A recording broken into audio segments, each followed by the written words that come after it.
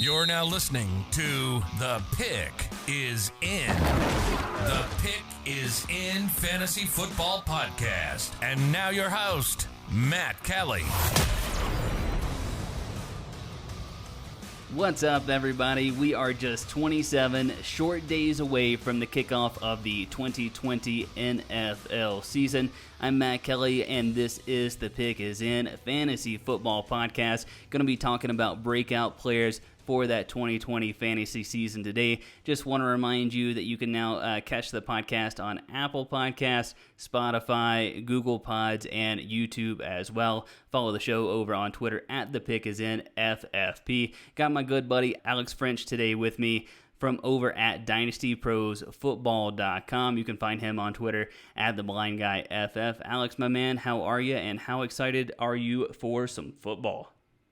I am doing great, and I cannot wait for football season. It seems like it's been a long time coming, and it seems like everybody's starting to kind of talk about the same things, just everybody getting excited about the season. So I'm excited to bring some breakouts and hopefully change it up a little bit. Yeah, as the news stays mostly positive from COVID, I think more and more people are actually starting to turn their focus towards NFL, towards their home league drafts, their redraft leagues, and people are buying in that there's going to be a season, and I'm certainly hopeful for that to be the case. And today we're going to make the case for 6 players. We're going to have 3 apiece here to dive into for their 2020 breakout season. We just chose 6 so that we can really do kind of an in-depth take here on these players. And Alex, I'm going to start with you and your first selection here in Baker Mayfield. Love this one.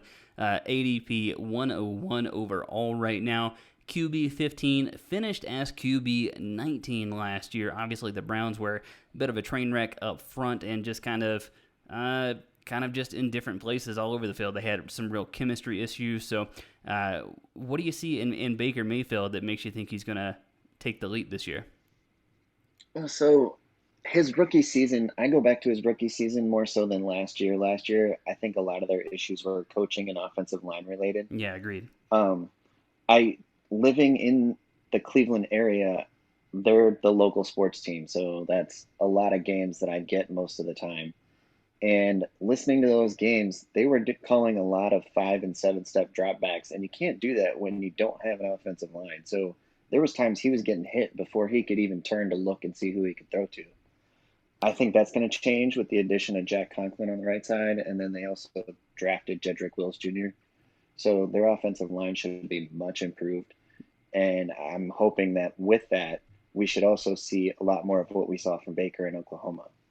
Yeah, and you saw last year Baker was sacked a total of 40 times. And kind of to your point, I'm not in the Cleveland area, but I know the last time we were on a pod together, I talked about how much kind of Cleveland football I ended up consuming last year just because I had so much exposure to Nick Chubb.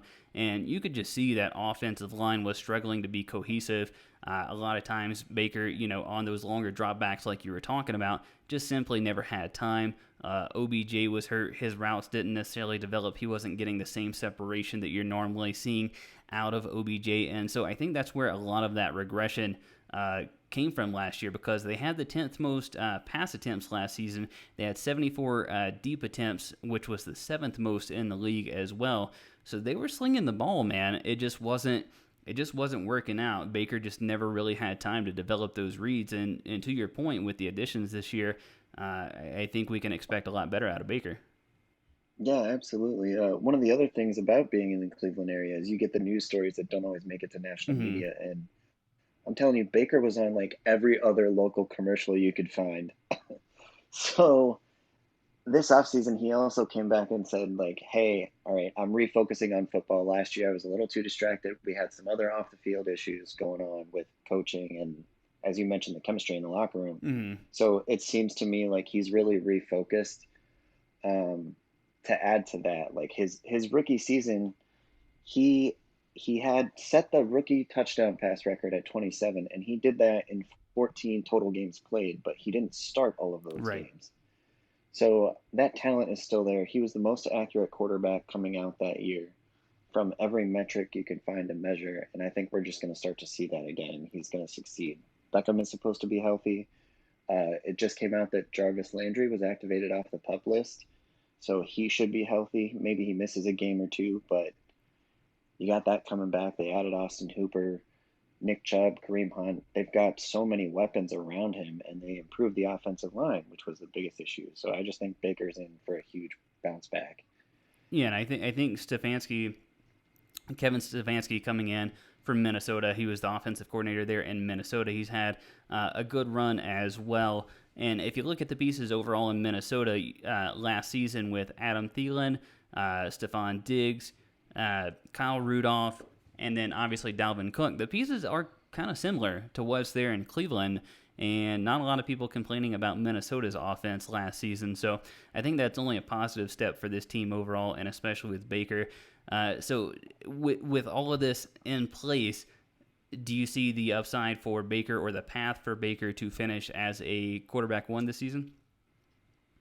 Yes, absolutely. Because as you mentioned with the pass attempts last year, I don't think that we're expecting that so much as being the 10th most pass happy team, considering Stefanski coming over. But Right. I think the efficiency is going to take a huge step. And that's one thing as a rookie, when he threw it deep, he had the highest accuracy percentage of deep pass attempts that were catchable. And last year, because he was under pressure so much, Odell Beckham was one of the top receivers to have the fewest deep pass attempts that were catchable. So he was ready to sling it deep. It was just inaccurate because he was under pressure so much. Yeah, So they fixed that issue. got I to give think him we're time for talking, the routes to develop yeah, and for him to actually have time to make a quality throw. exactly. So yes, I think QB1 is absolute, not one overall Right. because he doesn't have the rushing prowess, but yes, I think a QB1 finish is absolutely in the cards. And if you remember this time last year, he was being drafted sometimes as I think it was Oh, QB5 the hype was real overall. last year. The Yes, hype was real last year. absolutely. So we're going to switch on over to another quarterback over in South Florida, talking about Gardner Minshew. Right now, ADP 152 overall, QB 26. This is my first personal breakout that I chose. And he got 12 starts last season after Nick Foles went down. Sneakily, he added 344 yards on the ground. Finished his QB 23. Look, he came in after Nick Foles went down, and I'm pretty sure, if I remember correctly, it was the first game of the season. Took over, and then they kind of played the back and forth game once Nick Foles was back in the fold there in Jacksonville. But Gardner, to me, really flashed as far as having the ability to make something out of nothing, having that little bit of rushing ability that is it's not really consistent the way you see it in like Lamar and Kyler and things like that. And obviously the total isn't there either, but it's enough to negate some of the mistakes that he'll make. And for fantasy, that can definitely help out. What do you see in store for Gardner Minshew this year?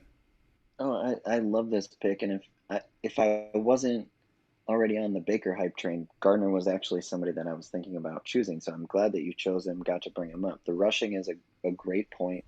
He far exceeded expectations from a 6th round pick last year and kind of being thrust into it.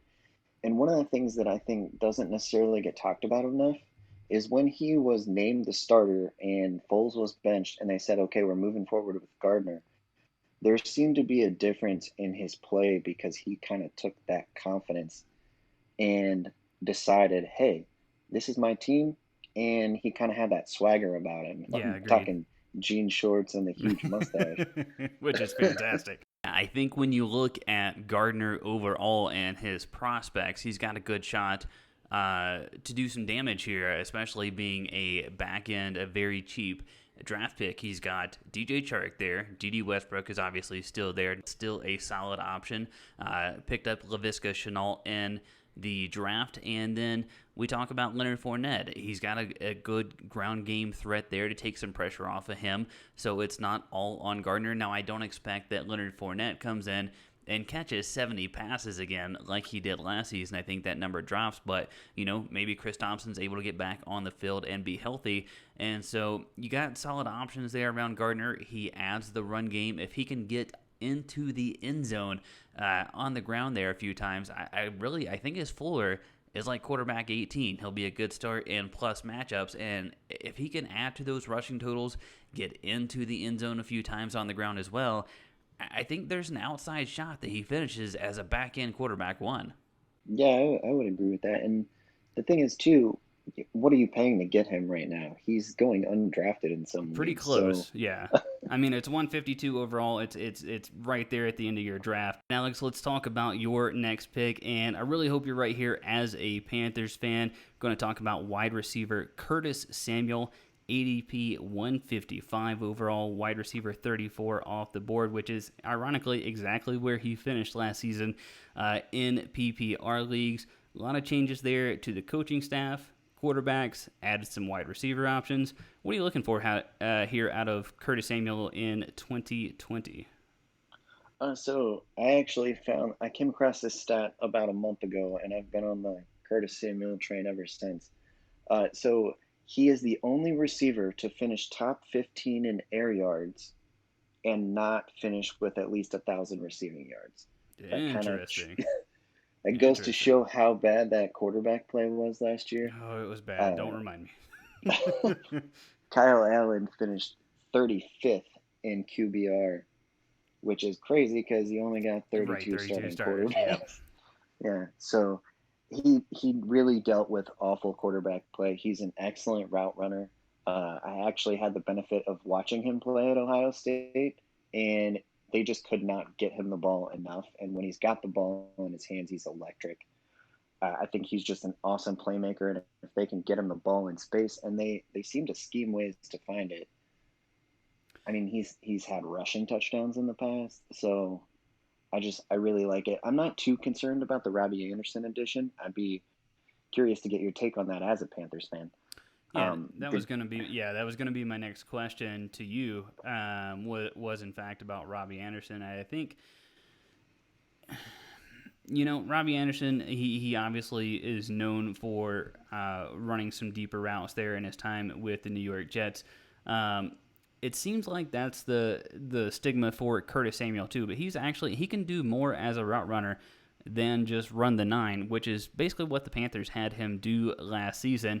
And with the combo of Cam, Kyle Allen, and Will Grier as your quarterbacks, that's just not a great recipe for success. And I know a lot of people are thinking, well, Teddy Bridgewater doesn't throw deep either.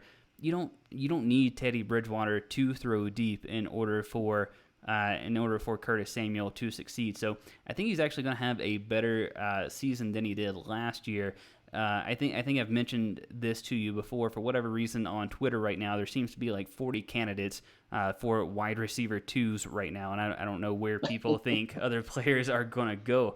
But I think Curtis Samuel, with Teddy Bridgewater there now, the additions of Matt Rule and Joe Brady to the coaching staff, I think he has a legitimate shot to finish as a wide receiver 2 this season. Yeah, absolutely. I think that's almost a lock. He finished RB wide receiver 34 last season, and that's with that awful play. So Yeah. I think wide receiver 2. If I could get him as my third wide receiver, I think that's ideal. I'm hesitant as my wide receiver 2, just because I tend to want that stable guy at my wide receiver 2 Right, position he's where obviously you're still, going to have those points. yeah, he's obviously still option 3 there in Carolina from a complete offensive standpoint, and that Christian McCaffrey and DJ Moore are most likely going to get theirs first. But I think there's plenty of volume there in Carolina because that defense is going to be bad. As a Panthers fan, trust me, this defense, it's going to be a little bit rough. At least to start the season, they have so many rookies. Kuechly gone. They signed Eli Apple, which, God, I don't know why, but they did. That man has been torched so many times. But, I think the defense is going to be rough. I think Teddy Bridgewater is going to have to throw more than people are used to seeing. And so with that volume, DJ Moore did absolutely incredible work with the awful quarterback play that was there last year. And I think this is just a bump up for all of the other options there in the Carolina offense, including Curtis Samuel. Yeah, absolutely. And the thing that Teddy does great is get the ball accurately to his receiver in space.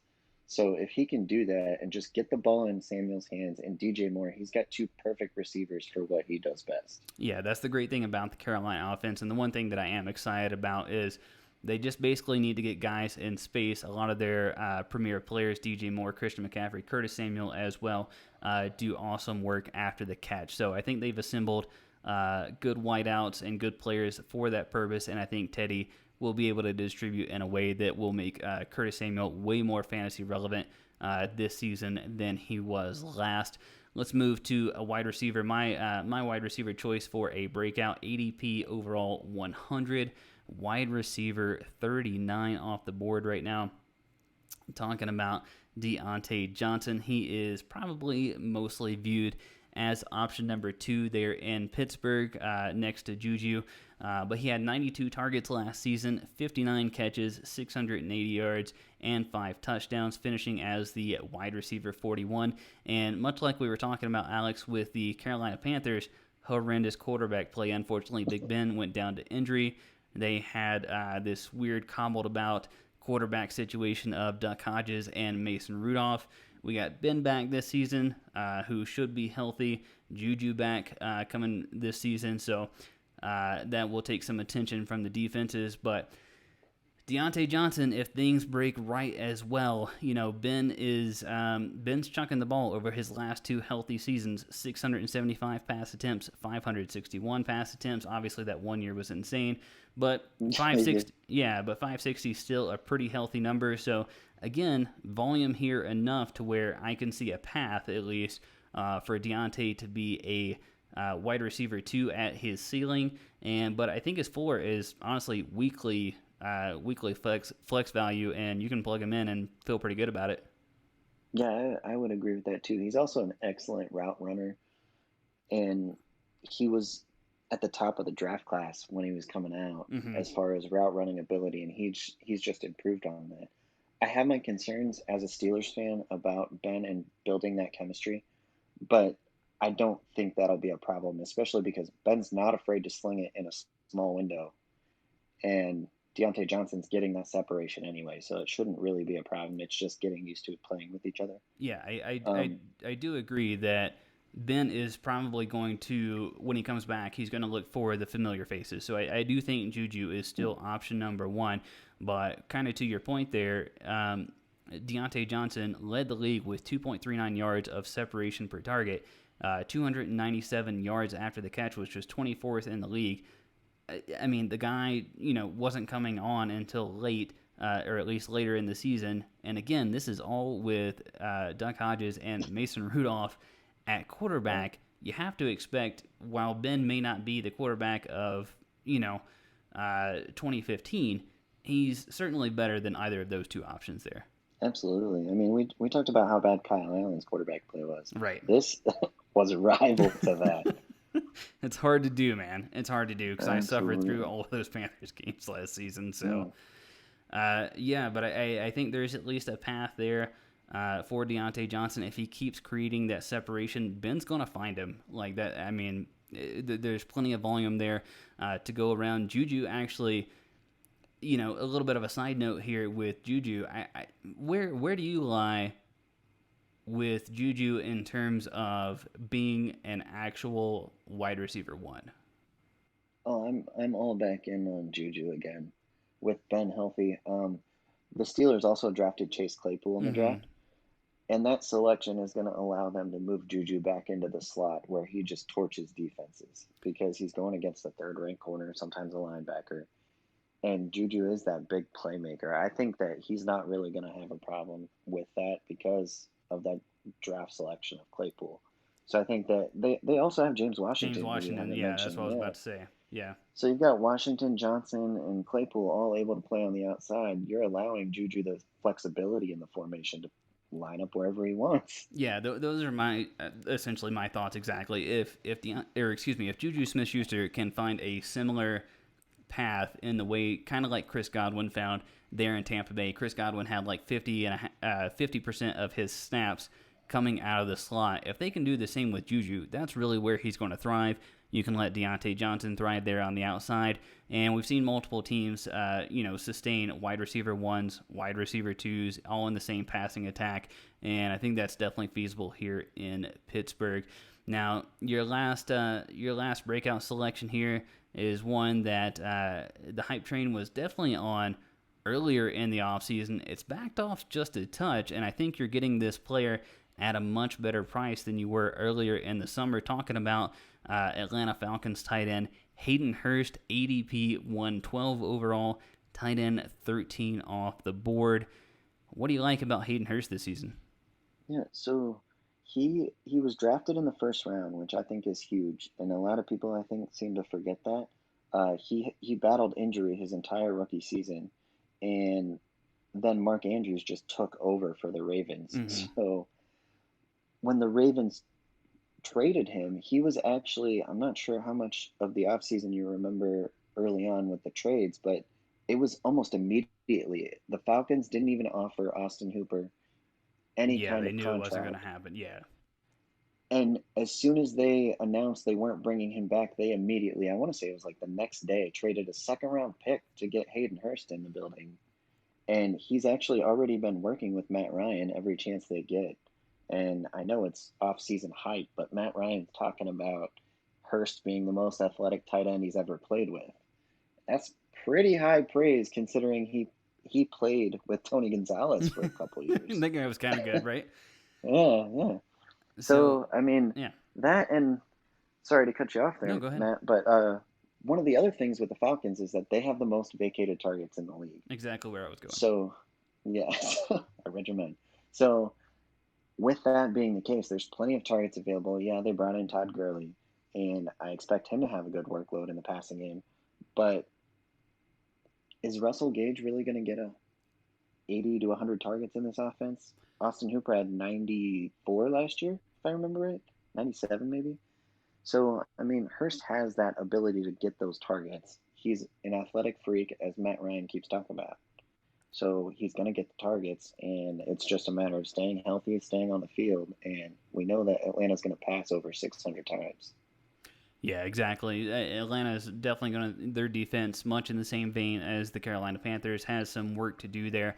So they're definitely going to be in some negative game scripts, needing to throw to get back into these games. So to your points, Hooper did see 97 targets last year in a total of 13 games. So all of that volume is up for grabs. Obviously on pace for well over 100 targets there in that Atlanta offense. To your question about Russell Gage, I looked into it more. I've written about Russell Gage over at DynastyProsFootball.com, kind of as a sleeper pick. He's basically going undrafted, but Mo Sanu was seeing pretty good volume. Anytime Julio or Ridley was missing, Russell Gage did become a factor, and I think he's definitely the third receiver there. They're going to run a lot of 3 wide receiver sets. So, I mean, I do actually think Russell Gage sees upwards of 80 targets. I don't think he sees 90 to 100 just because you got Ridley and Julio there. And then obviously you spent the draft capital on Hurst, so I think he's going to get his fair share like you're saying. But I do think Russell Gage is a good option. The crazy part is everyone that we're talking about, because there is so much pass volume, has a path to fantasy relevancy this season. Absolutely. Yeah, and that's kind of what I was getting to with this 600 pass attempts a year. It's a given. That's what the Falcons are going to do. And with that, you still have room for everybody to get targets in this offense. Yeah, Matt Ryan over 4,400 yards last season, over 4,900 in 2018, over 600 pass attempts in each of those seasons. So there's going to be plenty of volume to go around. Now, Hurst, obviously, like you were saying, Andrews took over there in Baltimore, so Hurst basically got left. There was no real true fantasy relevancy for him there last season, finishing as tight end 36, and we know it's bad enough basically at the back of tight end ones there in fantasy. So Hayden Hurst, I'm guessing you're factoring him in as a top 12 tight end this season. Yes. Some of the research that I've done, if you get 500 receiving yards and 6 touchdowns, that makes you a top 8 tight end. Oh my God. The bar is not high, folks. The bar is not high. Right, exactly. And as we mentioned with the pass volume, absolutely. I mean, you give him 90 targets, I think 500 yards you could fall into that, I think. Yeah, I think Julio is going to be Julio. I think Ridley has the breakout potential to step forward. I like Russell Gage as a sleeper there in Atlanta to be a flex option there for you in fantasy. And to your point, man, Hooper, he doesn't even need the same volume.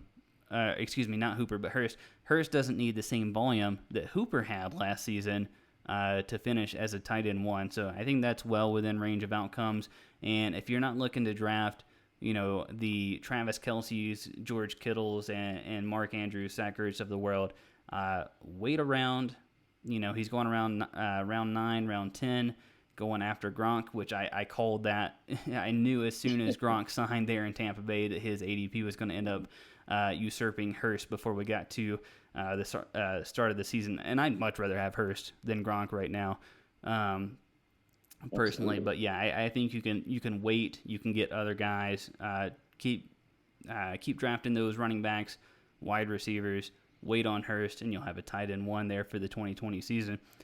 So our my last breakout here is J.K. Dobbins, rookie running back for the Baltimore Ravens, ADP overall 90, running back 32. And before the pod, we were talking about just some recent articles that we were doing for DynastyProsFootball.com. Got a new piece coming out here soon on J.K. Dobbins, so going to spoil a little bit of that writing here with the talk on J.K. Dobbins as a breakout. I know rookies often aren't seen as a really that breakout potential, but he's going so late, especially when you compare him to the other rookies like Clyde Edwards-Helaire, Jonathan Taylor. I think Swift may actually be going in front of him as well. I've seen Cam Akers go a lot before him. Yeah, as well. Cam Akers, because he's the supposed one there in Los Angeles. And when I started, because my buddy Travis and I talked about just some different situations around the league last year and position battles, and one of them was the Baltimore running backfield. And so I was like, all right, man, I'm going to, really invest time here into watching J.K. Dobbins, because as I told him, when I'm invested in the NFL season, I'm not even, college is so far in the background, I'm not really paying attention. I'll know names, but I really get to watching guys and investing in what they did in the offseason, so that obviously when Dynasty Picks rolls around, I'm well informed, and obviously when redraft starts as well. But J.K. Dobbins, man, I watched this cat, and to me, he's got everything you would ever want in a running back. He's handled the high workloads. He's a great pass catcher. And to me, when I watched him, it looked like he really fits what the Ravens do. And, he is one cut, he's gone, and if you catch him, I mean, it's just off to the races with this guy. And as I was writing in an article today about Dobbins, Mark Ingram had 10 breakaway runs last season, so that's over 15 yards. Lamar Jackson had 11 of runs of over 20 yards. So the Ravens get players out into space. I think they're going to do that with J.K. Dobbins. And look, man, Ingram was on the field less than 50% of the Ravens snaps. He's going to have an immediate path to workload, and he's coming cheaper than all the other rookies right now. I love this pick, man. So Gus Edwards actually had 135 carries last year. Mm-hmm. I don't think he's going to get that. This is actually a situation I've been thinking about this a lot lately. I actually just drafted J.K. Dobbins in my rookie draft. One of them, anyway. So I've been thinking about this a lot. And Mark Ingram last year, you mentioned the breakaway runs. Mm-hmm. A lot of those, he did not score touchdowns. He ended up getting caught or running out of bounds. J.K. Dobbins is going to take that to the house. I mean, I'm telling you, man, I watched guy after guy after guy try to bring him down from the back, and he would just break these tackles. And I'm like, what is everybody like? Don't get me wrong, love Clyde Edwards-Helaire and the situation. Jonathan Taylor, great situation. In my opinion, the best running back in the draft. But when it comes to guys like Swift and Akers, to me, it's not close. It's J.K. Dobbins by a long stretch. Absolutely. He put up over 2,000 rushing yards. Actually, has the rushing record now at Ohio State. Um, he's actually one of the players I had the joy of watching before I lost my eyesight. As a freshman, like even as a freshman, he was on the field all the time. He was actually one of Urban Meyer's recruits Mm-hmm. before he left Ohio State. And he is so electric with the ball in his hands. And I know I said that about Curtis Samuel, but J.K. Dobbins, you get the guy the ball, and he just looks faster than everybody else on the field. Yeah, and And he's obviously, got that size and speed.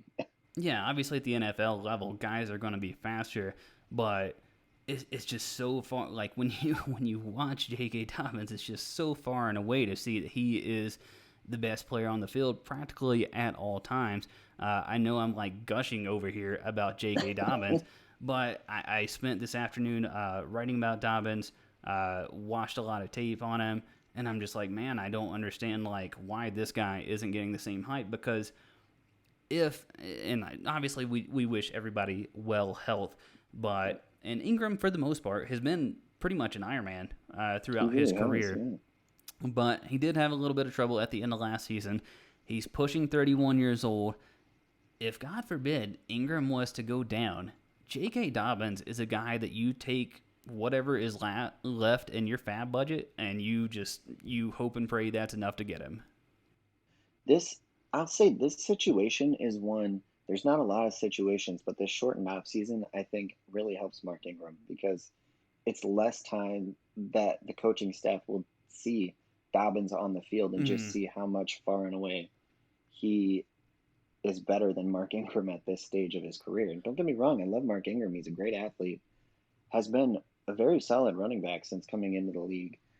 And it's just a situation where Dobbins, just the athleticism, the youth, the runs we mentioned, Ingram getting caught or running out of bounds, that's not going to happen with Dobbins on the field. And I still think there's an opportunity for him to have enough work to be relevant Yeah, a majority of the season. Yeah, the one thing that he'll have to prove, obviously, is just that he can pass block. Obviously, that's more essential at the NFL level, typically than it is in college. But I don't see him being the athlete that he is.